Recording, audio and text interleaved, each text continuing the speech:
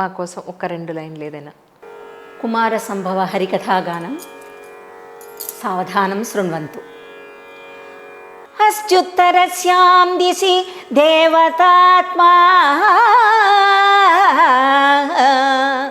హిమాలయో నామ నగాధిరాజః పూర్వాపరౌ వారినిధి విగాయ స్థితః పృథివ్యా ఇవ మానదండః.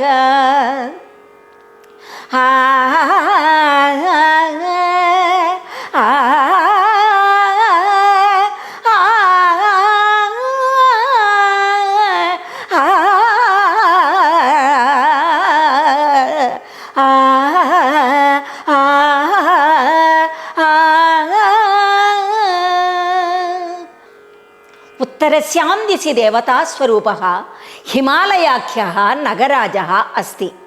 अयं हिमाचलः पूर्वापरसमुद्रौ प्रविश्य अस्याः पृथिव्याः मानदण्ड इव भाति.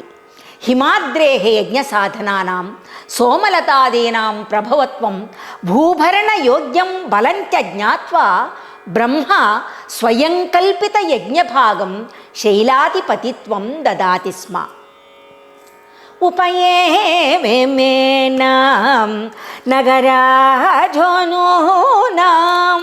उपयेमेनां नगराजोनूनां पितृमानसतन्या पावन मुनिमान्या उपयेमेनां नगराजोनूनाम्.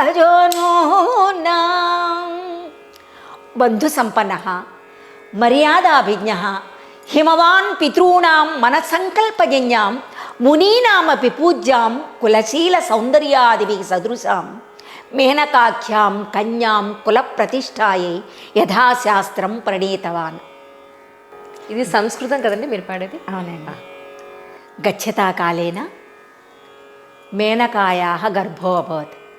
మైనాక జననానంతరం పునరుద్భవాయ శైలవతు మేనకాం ప్రపేదే కళ్యాణీ సాసతి భూధరాణమధిపేన హిమవతా సంతత్యర్థం నియమ విశేషయుక్తాయాం మేనకాయాం సాధ్వాచరణాత్ అభ్రష్టాయాం నీతౌ ఉత్సాహశక్త్యా సంపదివ ఉత్పాదిత.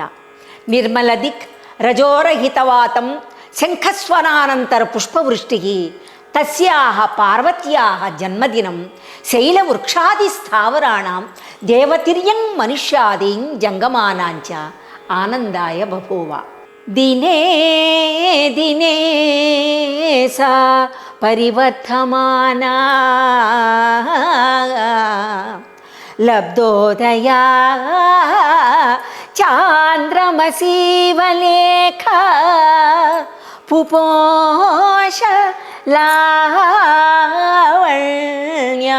మయాన్ విశేషాన్ జ్యోత్స్నాంతరాణి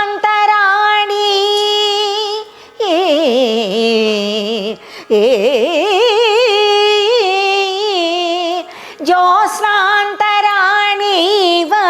కళా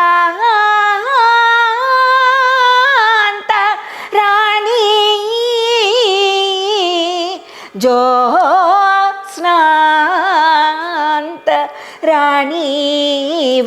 కళాంతరాణి.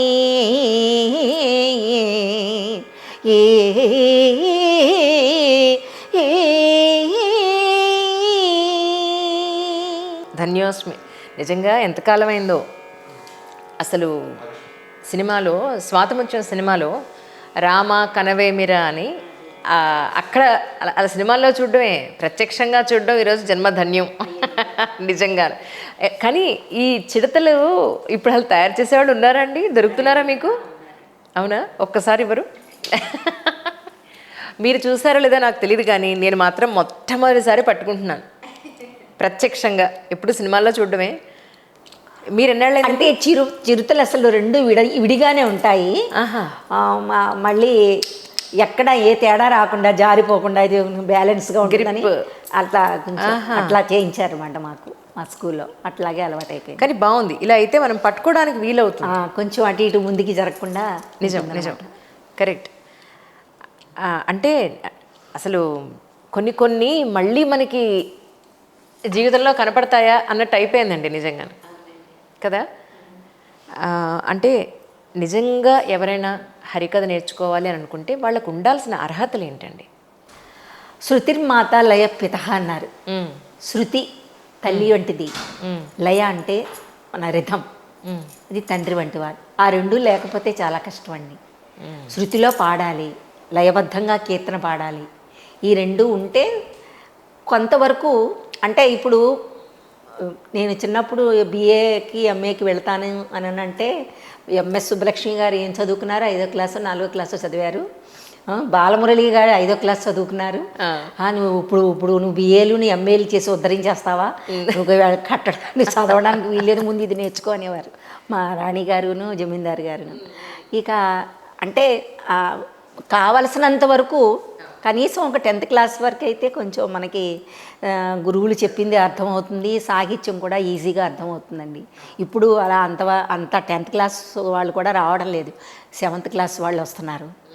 అలా అంటే కొద్దో గొప్ప చదువు ఉండాలి, గాత్రం ఉండాలి, 1 గంటన్నర 2 గంటల పాటు నుంచుని చక్కటి అంటే అది గురువులే నేర్పిస్తారనుకోండి. అభినయం కానివ్వండి, పాత్ర పోషణ, అవన్నీ కూడా ప్రాక్టీస్లో అలవాటు అయిపోతుంది అంటారు. ప్రాక్టీస్లోనే వచ్చేస్తాయి.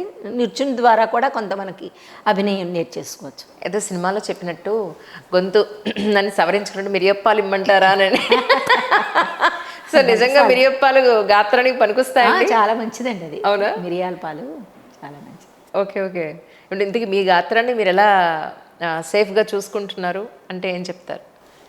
సేఫ్ అంటే ఇంకా మనకి ఒక్కొక్క ఐస్ క్రీమ్లు, కూల్ డ్రింక్లు అట్లాంటి వాటి జోలికి వెళ్ళరు. చలిగాల్లో తిరగాలన్నా ఎప్పుడు ఇట్లా అన్నీ జాగ్రత్తలోనే ఉంటామండి. అంత జాగ్రత్త తీసుకుంటే కానీ జాగ్రత్తగానే ఉంటాం. ఏదైనా ఎప్పుడు లవంగం అని అట్లాంటివి వేసుకుంటూ ఉంటాం. మిరియాల పాలు అప్పుడప్పుడు తాగుతూ ఉంటాం. అయినా జలుబది చేస్తే 1 నెల రోజుల పైనే ఉంటుంది, కానీ తొందరగా తగ్గదు.